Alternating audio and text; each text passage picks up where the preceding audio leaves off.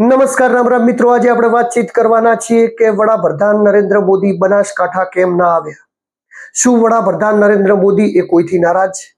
આના વિશે આજે આપણે ખૂબ જ ડિટેલમાં ચર્ચા કરવાના છીએ, પરંતુ એ પહેલા આપ જો મારા વિડીયોમાં નવા આવ્યા હો તો ચેનલને લાઈક, સબસ્ક્રાઇબ અને ફોલો કરી દેજો. તો મિત્રો, આજે આપણે વાતચીત કરવાના છીએ કે બનાસકાંઠામાં નરેન્દ્ર મોદીની સભાનું આયોજન થવાનું હતું, અથવા તો એમની મુલાકાતનું આયોજન થવાનું હતું, કાં તો થરાદ થવાનું હતું, કાં તો ડીસા થવાનું હતું. બે લોકેશનમાંથી એક લોકેશન થવાનું હતું. અને સમગ્ર પોલીસ બેડા, સમગ્ર વહીવટ તંત્રમાં પણ એ ચર્ચા હતી કે નરેન્દ્ર મોદી બનાસકાંઠા આવવાના છે, અને બનાસકાંઠા આવવાના હતા એની તડામાર તૈયારીઓ પણ ચાલુ થઈ ગઈ હતી.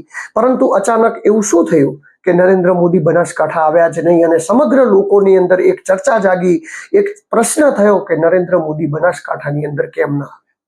નરેન્દ્ર મોદી ગુજરાતના 3 દિવસની મુલાકાતે હતા. જ્યારે મુલાકાતે હતા એમાં એક દિવસ સૌથી પહેલા એ સમય આપીને બનાસકાંઠા આવવાના હતા, પરંતુ એવું તો શું સમીકરણ રચાયું કે એવો બનાસકાંઠા ના આવે?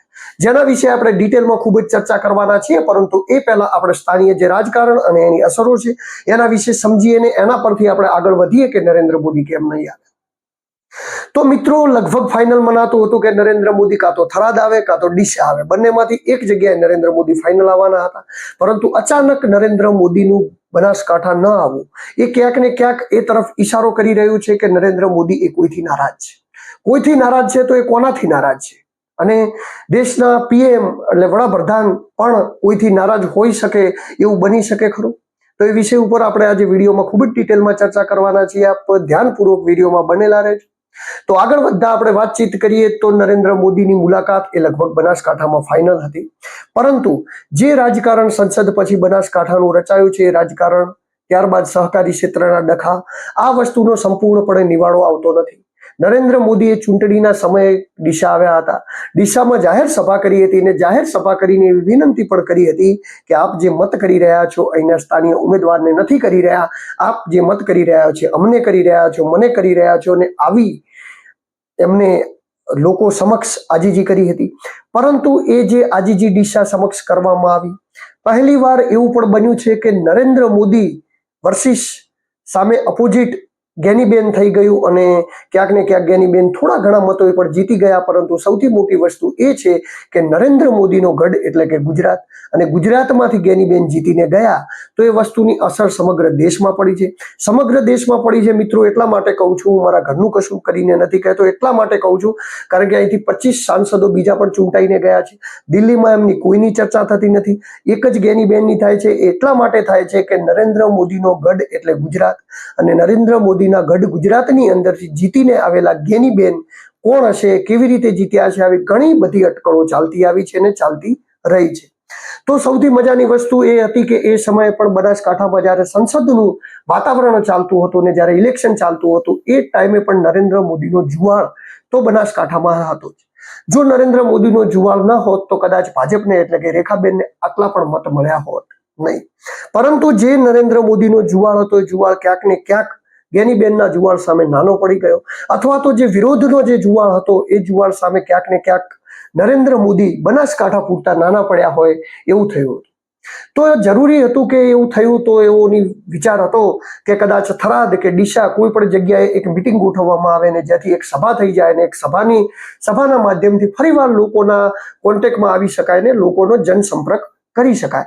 અને એના માટે સૌથી પહેલા જ્યારે ગુજરાતની અંદર નરેન્દ્ર મોદી આવવાની વાતચીત થઈ, એવી જ નરેન્દ્ર મોદીની સભા એ થરાદ કાં તો ડીસામાં ગોઠવવાનું ફાઇનલ થઈ ગયું હતું. પરંતુ એવું શું થયું કે અચાનક એ સભા જ કેન્સલ થઈ ગઈ. જ્યારે એ સભા કેન્સલ થઈ ત્યારે અમને પણ સમાચાર મળ્યા, પણ એ ટાઈમે અમારા પાસે કોઈ એવું ફેક્ટ ન્યૂઝ કે કોઈ સાચી એવી ન્યૂઝ નથી, કે કોઈ એવા સાચા સમાચાર નહોતા કે જેથી આપણે અમે જણાવી શકીએ કે તેઓ કેમ ના આવે. પરંતુ હવે જાણવામાં મળી રહ્યું છે કે ના આવવા પાછળના ઘણા બધા કારણો હતા. એક તો સૌથી મોટું કારણ એ છે કે જ્યારે સહકારી ક્ષેત્રે સમગ્ર ગુજરાત નહીં, સમગ્ર દેશની અંદર ડખા ચાલી રહ્યા છે. ગુજરાતમાં, બનાસકાંઠામાં, સૌરાષ્ટ્રમાં, કચ્છમાં, મહેસાણા, પાલનપુર, સાબરકાંઠા, કોઈ પણ જગ્યાએ બાકી નથી કે જ્યાં સહકારી ક્ષેત્રે ડખા ના હોય.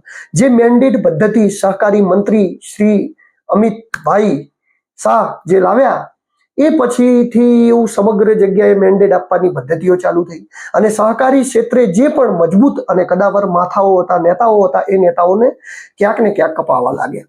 જ્યારે આ નેતાઓનું રાજકીય પરિવર્તનના હિસાબે એમનું પતન થતું જણાયું ત્યારે એ નેતાઓ જોર મારવાનું ચાલુ કર્યું.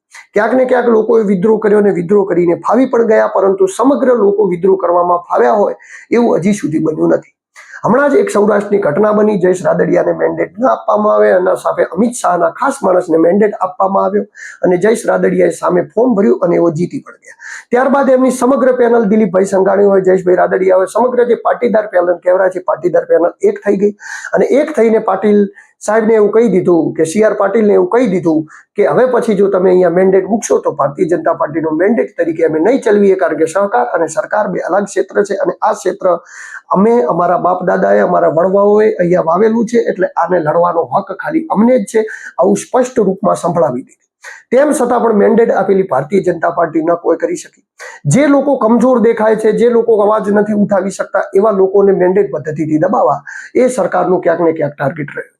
પરંતુ ક્યાંક ને ક્યાંક હવે એવું બની રહ્યું છે કે સહકારી ક્ષેત્રે બનાસકાંઠાની અંદર જે ડખો પડ્યો છે એ ડખાને જોતા જો નરેન્દ્ર મોદી બનાસકાંઠામાં આવીને જાય તો બનાસકાંઠાના બધા જ નેતાઓ નરેન્દ્ર મોદીને મળવાના અને બધા જ નેતાઓ નરેન્દ્ર મોદીને મળે તો કોઈકનો કોઈક નેતા તો ક્યાંક ને ક્યાંક જે સહકારી ક્ષેત્રે ડખો છે એના વિશેની વાતચીત કરવાની અને એ વાતચીત નરેન્દ્ર મોદીના ધ્યાનમાં ના આવે. અમિતભાઈ શાહ ડાયરેક્ટ જ એનું ઓવર હેન્ડલિંગ કરી શકે એટલા માટે કરીને ક્યાંક ને ક્યાંક નરેન્દ્ર મોદી એ અહીંયા ન આવ્યા હોય અથવા તો એમને ન લાવવામાં આવ્યા હોય એવી પોસિબિલિટી છે, એવું બની શકે છે. પરંતુ સહકારી ક્ષેત્રનો સુખદ અંત આવે કે સહકારી ક્ષેત્રે કોઈ પણ વસ્તુ થઈ છે એનો સંપૂર્ણ નિવાડો આવે એના બાદ કદાચ નરેન્દ્ર મોદી એની મુલાકાત કરી શકે છે. ત્યારબાદ બીજી વાત રહી કે નરેન્દ્ર મોદી બનાસકાંઠા આવ્યા હોત તો શું થોત અને નરેન્દ્ર મોદી ન આવ્યા તો શું થવાનું. નરેન્દ્ર મોદી બનાસકાંઠા આવ્યા હોત તો ક્યાંક ને ક્યાંક લોકોને પણ, જે લોકો હતા એમની પણ ક્યાંક ને ક્યાંક એવી માગણી હતી કે આવે અને એમને વડાપ્રધાન છે દેશના, એમને આખા દેશમાં ફરવાનું હોય, તેમ છતાં પણ બનાસકાંઠામાં આવે તો બનાસકાંઠાની અંદર થોડો ઘણો ફાયદો થઈ શકો. પણ હવે જેવું જોઈએ એ પ્રકારનું બનાસકાંઠાની અંદર લોકસભાની અંદર ફાયદો થયો નથી. ખૂબ જ મોટા પ્રમાણમાં સભા કરવામાં આવી, સભાની અંદર ખૂબ જ મોટો ખર્ચો, ખૂબ જ પબ્લિક ભેળી કરવામાં આવી, તેમ છતાં પણ બનાસકાંઠાની સીટમાંથી જેવું જોઈએ એવું કંઈ હાસિલ કરી શક્યા નહીં. આ જે વોટોએ, જેટલી વોટોએ જ્ઞાનીબેન જીત્યા અને જેટલી વોટોએ રેખાબેન હાર્યા, એટલું તો કદાચ નરેન્દ્ર મોદીએ સભા ન કરી હોત તો પણ એ જ થવાનું હતું. પહેલા એવું કહેવામાં આવતું હતું કે નરેન્દ્ર મોદી સભા કરે એટલે સીટ અને સ્થાનીય વિસ્તારની અંદર એવો જાદુ ફેલાઈ જતો કે લોકો એમની વાતોમાં આવી જતા અથવા તો એમની વાતોથી એટલા ઇન્ફ્લુઅન્સ થઈ જતા કે લોકો એમના કહેવા પ્રમાણે મત કરતા.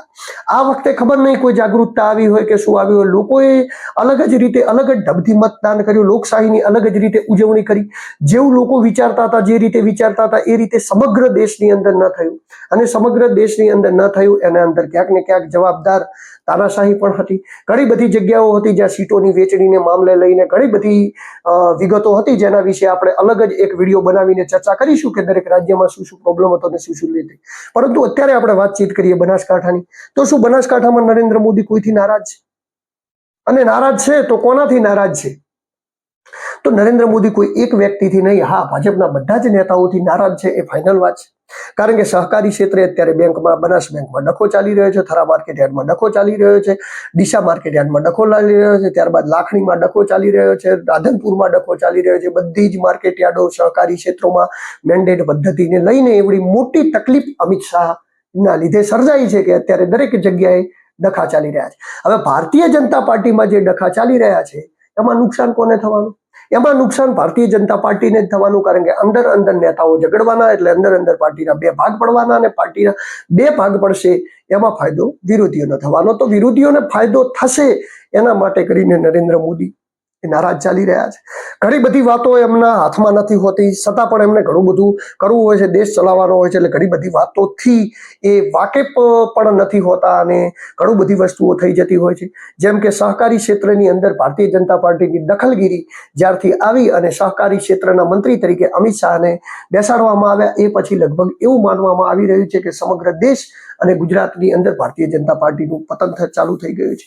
ભલે ભારતીય જનતા પાર્ટી 156 સીટો જીતી હોય, પણ અત્યારે તમે કોઈ પણ વ્યક્તિને જઈને પૂછશો તો એ ભારતીય જનતા પાર્ટી વિશે અત્યારે સારું નહીં કહે. એ હવે એવું જ કહે છે કે 2-5 વર્ષની અંદર આમના ઘડા હવે ભરાઈ રહ્યા છે ને આ લોકો હવે જતા રહ્યા. આપણે કોઈ પાર્ટીના વિરોધમાં કોઈ વાતચીત ડાયરેક્ટ એ રીતે નથી કરી રહ્યા કે કોઈ પાર્ટીનો વિરોધ કરવો હોય એ રીતે કરતા હોઈએ તો એનું માધ્યમ આપણું અલગ હોય છે. પરંતુ આપણે જે વાતચીત કરી રહ્યા છીએ એનાલિસિસના બેઝ ઉપર કરી રહ્યા છે કે એક બનાસકાંઠામાં થયું એવું સમગ્ર ગુજરાતમાં થયું હોત તો કદાચ 2-5 જ સીટો બીજેપીની આવી અને થઈ પણ શકે છે. આવનારા સમયની અંદર સહકારી ક્ષેત્રે જે રીતે અંડરફિયર કરવામાં આવી રહ્યું છે એ જોતા દરેક જગ્યાએ આ વસ્તુ થઈ શકે છે. તો બનાસકાંઠાની અંદર જે થયું અને ગેનીબેન જે જીતી ગયા અને ભારતીય જનતા પાર્ટીના બધા જ નેતાઓ નિષ્ફળ ગયા. ધારો કે રેખાબેનને ટિકિટ આપવામાં શંકરભાઈ ચૌધરીનો હાથ હતો તો શંકરભાઈ ચૌધરીનો હાથ હતો, એમનું પ્રદેશ લેવલે ચાલ્યું તો એમને ટિકિટ લાવી ગયા. પણ એમને ટિકિટ લાયા પછી પણ ઘણા બધા નેતાઓ જવાબદાર છે એમની હાર પાછળના. જેમ કે દિયોદર હોય તો કેશાજી ચૌહાણ જવાબદાર છે કારણ કે ત્યાં પણ માઇનસ નીકળ્યા, એવું 36,000 પ્લસ નીકળ્યા હતા. ત્યારબાદ રેખાબેન 21,000 માઇનસ નીકળ્યા. એના પછી પાલનપુરમાં જઈએ તો અનિકેતભાઈ ઠાકર પણ જવાબદાર કહેવાય કારણ કે એ પણ જવાબદાર એટલા માટે કહેવાય કારણ કે ત્યાં પણ લગભગ એવો 50,000, 30,000, 35,000ની આજુબાજુની લીડથી જીત્યા હતા અને ત્યાં પણ 29,000 માઇનસ નીકળ્યું. એટલે આ રીતે જો કહેવા જઈએ વિસ્તાર વાઇઝ કે જ્યાં જ્યાં ભાજપના ધારાસભ્યો છે, ધારો કે શંકરભાઈ ચૌધરી થરાદમાં ધારાસભ્ય છે તો એઓ 25,000 જીત્યા હતા. આ વખતે ત્યાં 14,000ની લીડ નીકળી. તો જે રીતે લોકોએ મન બનાવ્યું હતું ને જે રીતે લોકોની વોટ કરવાની પેટર્ન હતી એ જોતા તો જો ક્લેમ કરવા જઈએ તો માવજીભાઈ દેસાઈથી માંડીને, કેશાજી ચૌહાણથી માંડીને, પરબતભાઈ પટેલથી માંડીને, શંકરભાઈ ચૌધરીથી માંડીને, અનિકેતભાઈ ઠાકરથી માંડીને બધા જ લોકો ભાજપની હાર માટે જવાબદાર છે. તો ભાજપની હાર માટે જવાબદાર છે એનો આપણને કાંઈ વાંધો નથી, બરોબર. પરંતુ ભાજપની હાર માટે જે લોકો જવાબદાર છે એમનાથી નરેન્દ્ર મોદી ક્યાંક ને ક્યાંક નારાજ ચાલી રહ્યા છે. કારણ કે નરેન્દ્ર મોદીની એક જ સિસ્ટમ છે કે કોઈ પણ હોય અંદર આંતરિક ડખા કેટલા પણ ચરણસીમાએ કેમ ના હોય, જ્યારે પાર્ટીની વાત આવે ત્યારે બધાને એક રહેવું જોઈએ. તો આ વખતે જ્યારે એમની મિટિંગ અહીંયા ગોઠવવાની હતી અને જ્યારે એમની મિટિંગ અહીંયા ગોઠવી હોત અને એઓ આવ્યા હોત તો ચર્ચાની અંદર બનાસકાંઠાના બધા જ નેતાઓને 2-5 મિનિટ મળોત અને ક્યાંક ને ક્યાંક મળોત તો સહકારી ક્ષેત્રવાળો જે હળહળતો ત્યારનો મુદ્દો છે એ ક્યાંક ને ક્યાંક ઉછળોત. તો એ મુદ્દે હજી કઈ જ સમાધાન અમિત શાહ લાવી શક્યા નથી. તો એ મુદ્દે અમિત શાહ સમાધાન ના લાવે ત્યાં સુધી નરેન્દ્ર મોદી એ બનાસકાંઠામાં ના આવે કારણ કે નરેન્દ્ર મોદી આવે ને નરેન્દ્ર મોદીથી સુધી આ વાત પહોંચી જાય અને વાત આ સાંભળી લે તો એનો નિવાડો તાત્કાલિક લાવવો પડે ને તાત્કાલિક એનો નિવાડો લાવવો એ શક્ય નથી. કારણ કે એટલા માટે શક્ય નથી કે બંને જૂથો વચ્ચે અત્યારે ખૂબ જ જોરથી એકદમ અથડામણ ચાલી રહી છે. પહેલા એવી વાત આવી હતી કે બનાસ બેંકની અંદર શવસીભાઈને રિપીટ કરવામાં આવશે, જોકે હવે એ નથી. શવસીભાઈને બદલીને ક્યાંક ને ક્યાંક દયાભાઈ પિલિયાતરને બેસાડવાની પણ વાતચીત થઈ રહી છે. તો જે આ બધું જ જે ચાલી રહ્યું છે, જેમ કે થરા માર્કેટયાર્ડની અંદર રંધાભાઈને બદલવાની વાત છે, ડીસા માર્કેટયાર્ડની અંદર ગોવાભાઈને ચાલુ રાખવા છે પણ સભ્યો બદલવા માંગે છે. તો આજે બધું આંતરિક ડખાઓ થઈ ગયા છે. જો આવો એક જ આંતરિક ડખો જે આંતરિક જુવાળ છે એકવાર જો ઉછળીને બહાર આવી ગયો તો ભારતીય જનતા પાર્ટીએ બનાસકાંઠાની નાની બધી સીટો અને બનાસકાંઠા ખોઈ બેસશે, એમાં કોઈ નવાઈ નથી. એટલે આવનારા સમયની અંદર જોવાનું રહ્યું કે આ વિષય ઉપર શું ફેસલો આવે છે. નરેન્દ્ર મોદી આવવાના હતા અત્યારે કેન્સલ રહ્યું છે અને એનું કારણ ક્યાંક ને ક્યાંક આ સહકારી ક્ષેત્રનું રાજકારણ અને બનાસકાંઠાનું રાજકારણ હોઈ શકે છે. આવનારા સમયની અંદર અમિત શાહ મુલાકાત લેવાના હતા એવી પણ એક વાતચીત હતી, પરંતુ એ વાત હજી કેટલી સત્ય છે ને કેટલું શું છે એના ઉપર આપણે આગળ વાતચીત કરીશું. આવનારા સમયની અંદર શું પરિવર્તન આવશે બનાસકાંઠાના રાજકારણમાં, શું પરિવર્તન આવશે ગુજરાતના રાજકારણમાં અને શું નવા જૂની થવાની છે એના વિશે આપણે અવનવી વાતચીતો કરતા રહીશું. તો મારા વિડીયો જો આપને ગમતા હોય તો વિડીયોને લાઈક, ચેનલને સબસ્ક્રાઇબ અને મારા પેજને આપ ફોલો કરી દેજો જેથી હું આપના માટે આવા અવનવા વિડીયો બનાવતો રહું. નમસ્કાર, રામ રામ, હું દિલુ ચૌધરી.